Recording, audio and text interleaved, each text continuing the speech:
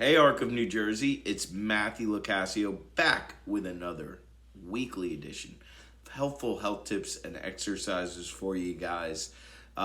We are in a new month, the month of May. It's gonna be May. Yeah, we all know that meme at this point. Also, my Knicks are still playing basketball in May, and so for me, this is very exciting as this rarely happens.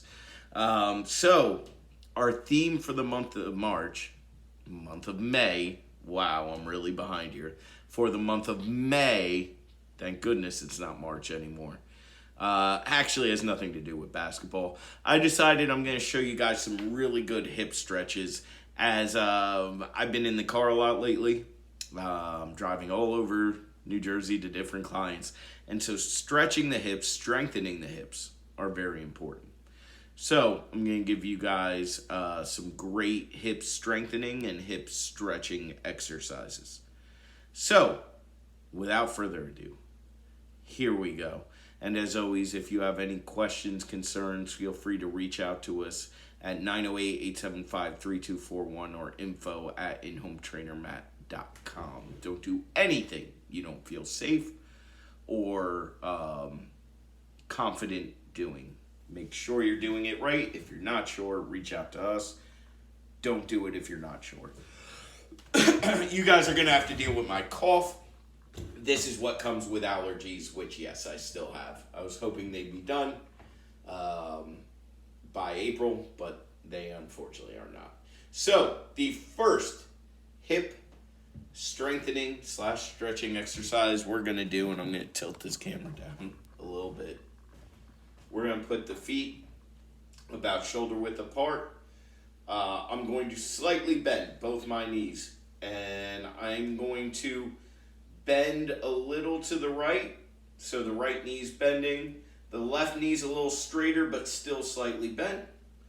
And then same thing to the left. So now I'm bending the left knee, going at an angle this way. Right knee, again, a little straighter than the side I'm leaning to, but still bent enough that I don't have to worry about any nonsense happening with my knee.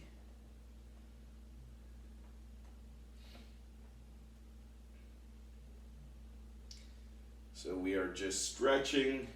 You should feel a stretch in both your groin and your hips.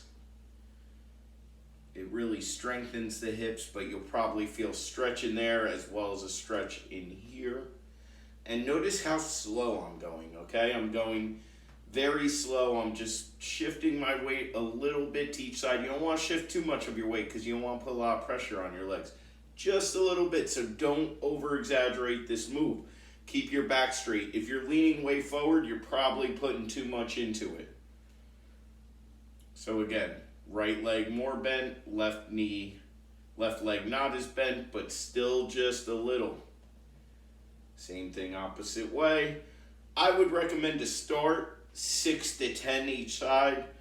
If it feels okay, maybe up to 12, but you really don't need to do more than that. Strengthening the hips is about good form and doing it, on a consistent basis, but you don't want to do too many reps because then you're going to start feeling it in your back, lower back, places you don't want to feel it. Strong and stretched hips protect the lower back, but if we overwork them, it's going to hurt the lower back in that area, so we don't want that. We want to keep pressure off the sciatic nerve. Again, nice and slow, holding 1, 2, about 1, I would say 1, 2 are a good, like 1 Mississippi, just like that. We don't want to go too fast. That's going to take all the proper strengthening and stretching out of the exercise as well. So that is your first exercise for the month of May, not March.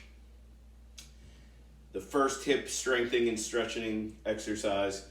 And we will be back next week with round 2 of hip strengthening and stretching. What will it be?